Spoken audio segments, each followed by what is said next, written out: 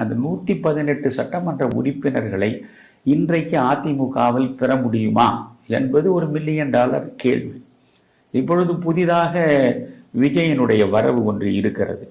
திமுக versus AIADMK என்பதுதான் ஒரு 55 ஆண்டு காலமாக தொடர்ந்து நடக்கக்கூடிய அரசியல் களம். இப்பொழுது விஜய் வந்திருப்பதனால் களம் மாறுகிறது. ஏனென்றால் அவருக்குள்ள ஆதரவை நாம் குறைத்து மதிப்பிடவும் முடியாது. அதே நேரத்தில் அவரை போல் அதீதமான கனவுகளில் மூழ்கிவிடவும் கூடாது. இப்பொழுது எடப்பாடி பழனிசாமியை பொறுத்தவரையில் அவருக்கு மிகப்பெரிய ஒரு சமூக கடமை இருக்கிறது.